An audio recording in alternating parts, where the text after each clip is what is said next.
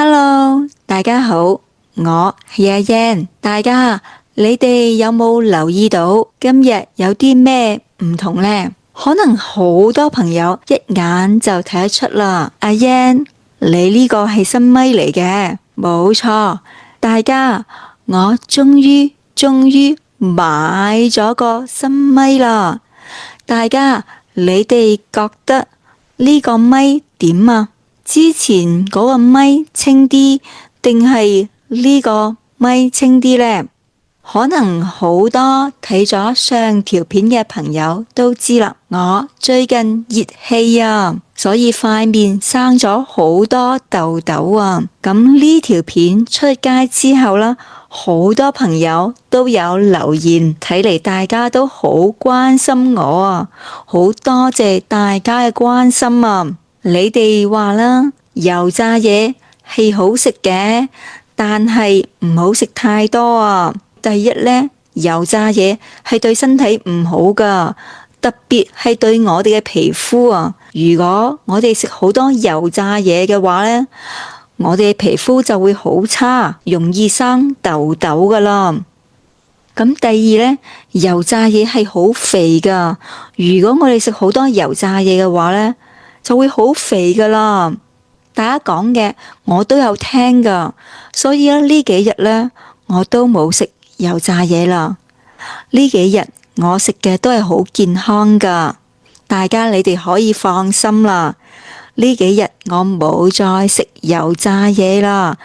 你哋講嘅嘢我都有聽噶，而且呢，今年啦，2026年啦，其中一個目標就係食多啲油炸嘢。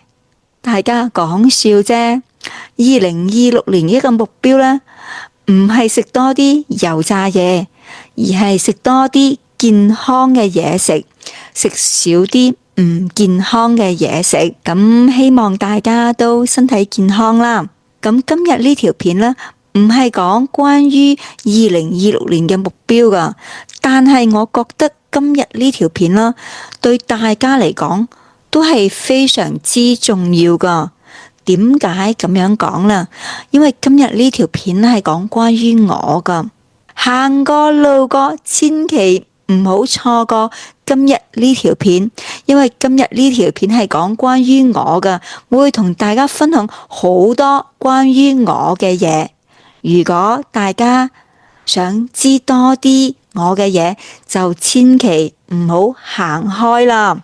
咁首先啦，我係一個媽媽。2015年5月，我生咗第一個細路，第一個細路係個女嚟嘅。咁我女係2015年5月出世噶。咁2018年7月，我生咗第二個細路，第二個細路唔係女，係個仔嚟噶。喺廣東啦，有講法，如果你有一仔一女湊埋一齊就個好字，所以好多人都恨有個仔同埋個女。所以呢，我覺得自己係好幸運噶，我係好感恩有一個仔同埋一個女。咁依家係2026年嘅1月份啦。咁大家考下你哋啊，我個女依家幾多歲啊？冇錯，我個女依家10歲。咁大家，我個仔呢？我個仔依家幾多歲啊？冇錯，我個仔依家7歲。咁我個仔同我個女依家都讀小學，佢哋喺同一間小學讀書。咁喺美國啦，小學係到5年班嘅啫，所以啦，今年5月我個女就小學畢業啦，所以嚟緊嘅8月份開學，我個女就升中學，我個仔就升3年班。對佢哋兩個嚟講，都會係一個挑戰。咁8月份開學啦，就係會有一個新嘅環境，同埋新嘅老師、新嘅同學，所以呢啲嘢都係同依家唔同噶。所以對佢嚟講會一個挑戰。咁我諗，我我個女都需要啲時間去適應。咁對我個仔嚟講，相信都會係一個挑戰。之前我個仔同我個女都係讀同一間學校嘅，咁佢一齊返學啦，放學之後一齊放學，一齊玩嘅。咁8月份開學啦，佢家姐就要升中學啦，咁佢自己一個喺小學都要需要時間去適應，所以我相信啦，今年對我個仔同我個女嚟講，都會係一個好大嘅挑戰。作為一個媽媽咧，我希望佢哋兩個都應付到咯。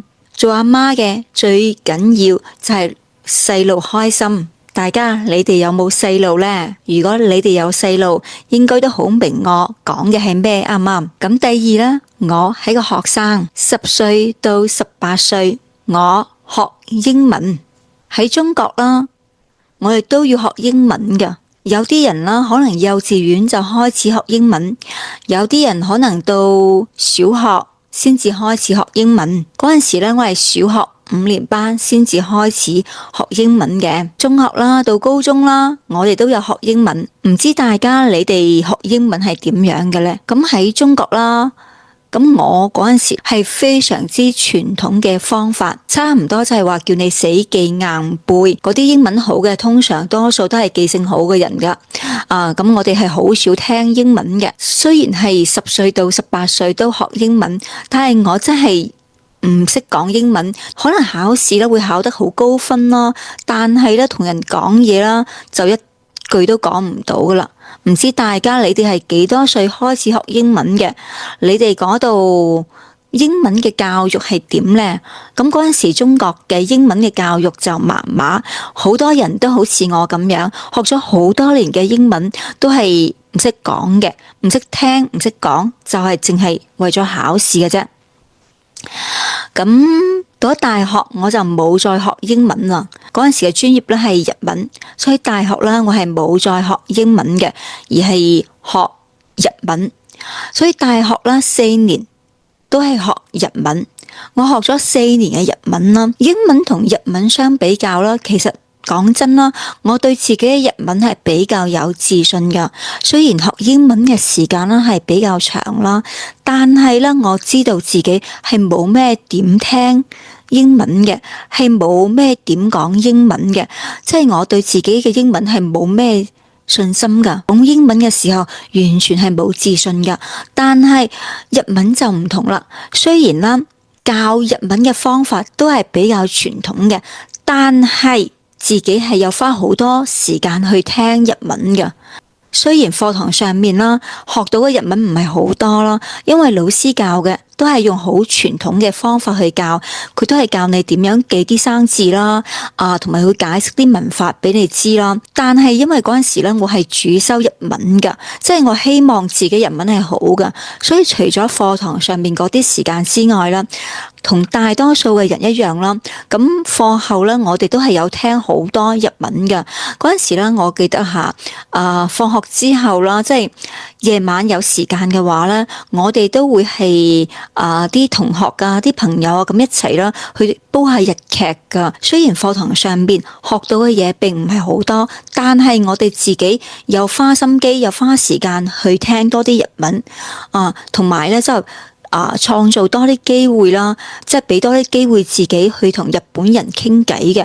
嗰陣時雖然我哋學校咧係冇咩日本留學生嘅，但係咧我哋係有日本嚟嘅老師噶，所以好多同學啦、好多朋友啦，佢哋週末都會去老師屋企啊，同老師一齊煮下嘢食啊，練下日文啊，學下日文咁樣嘅。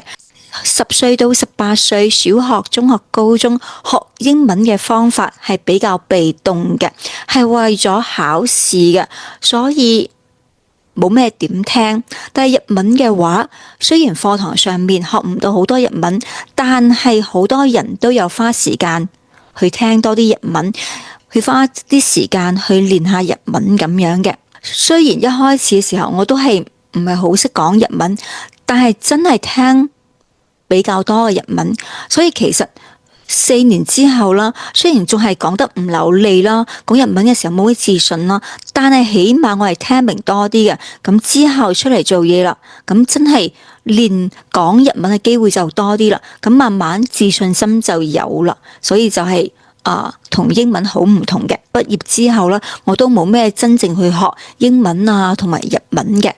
咁到35歲啦，咁我就開始學一種新嘅語言，係泰文嚟嘅。點解我會諗住學泰文呢？其實嗰陣時咧，我有個同事啦，佢係泰國人嚟噶。咁呢個同事其實佢英文都係非常之好噶，但係咧佢嘅人係非常之好噶。咁我就覺得，泰國人好搞笑，好有意思。咁我就諗，語言係文化載體，咁我就想了解多啲泰國嘅文化，因為呢個同事係非常之好噶，所以我就想了解多啲佢哋嘅文化，所以我就開始學泰文啦。咁依家都有學嘅，咁依家就係同大家一樣啦，就係睇多啲泰文嘅片啦。咁平時都有揾老師上堂去練下泰文嘅。36歲開始學西班牙文，見到有個谷啦，就係話有免費嘅西班牙文堂上，而且嗰個老師咧係一個非常之出名嘅西班牙文老師嚟噶。嗰陣時就撞啱 Covid 啦，咁所以咧就係喺網上面學噶。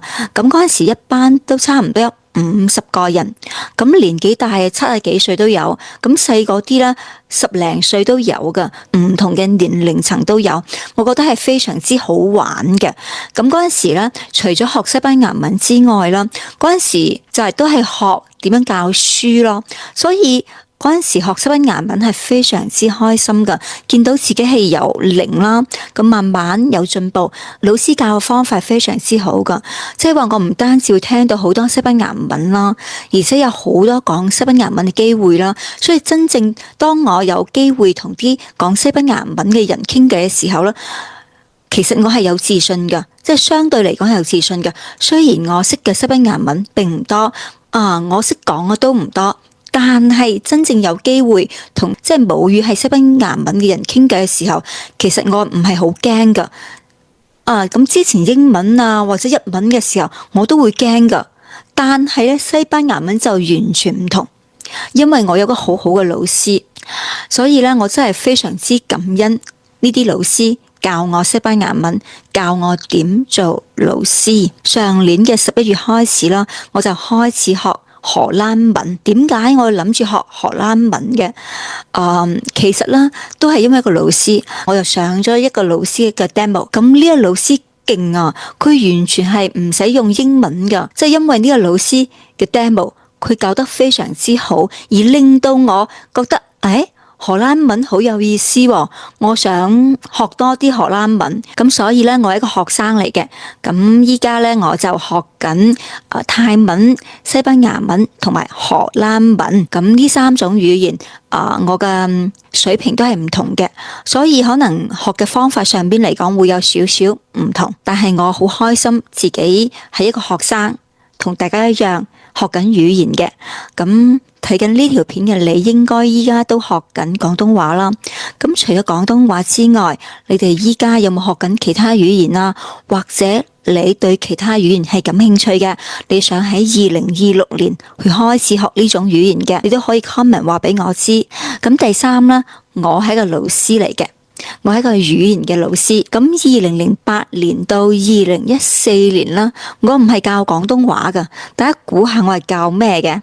可能有啲人估中下，因為我大學咧係主修日文嘅，所以咧2008年到2014年咧，我都係教日文噶。嗰陣時咧喺中國噶，我喺學校教日文嘅。咁之後就搬咗嚟美國啦。咁2015年到2022年啦，我喺網上教書嘅。咁嗰陣時我係教咩嘅？我冇再教日文啦，我淨係教廣東話同埋普通話嘅啫。咁2023年啦開始啦，我連普通話都冇再教啦。咁我依家教嘅就係廣東話同埋台山話。廣東話同埋台山話咧，我哋都係有教小班嘅，而小班咧唔係我一個人教噶，小班咧係我同 Candy 一齊教噶，所以咧2023年到依家，即係有3年幾嘅時間啦，我同 Candy 都有教小班，我哋一齊教廣東話同埋台山話嘅小班，所以我哋對教小班咧係有經驗嘅，咁所以咧依家我係一個老師，我係一個教廣東話同埋台山話嘅老師。咁大家你哋係做咩噶？今日呢條片就講咗我阿嫣係邊個？咁我係邊個啊？我係一個媽媽，有2個細路嘅媽媽。我係一個學生，我依家學緊泰文、西班牙文同埋荷蘭文，我都係一個老師，我係教廣東話同埋台山話嘅老師。咁希望呢條片可以幫到大家了解我多啲啦。如果你哋覺得呢條片對你哋廣東話係有幫助嘅，唔該點讚同埋留言。咁再次多謝大家，多謝大家睇呢條片。咁我都好感恩有你哋有你哋，我哋先至不斷進步。咁大家，我哋下條片再見啦，拜拜。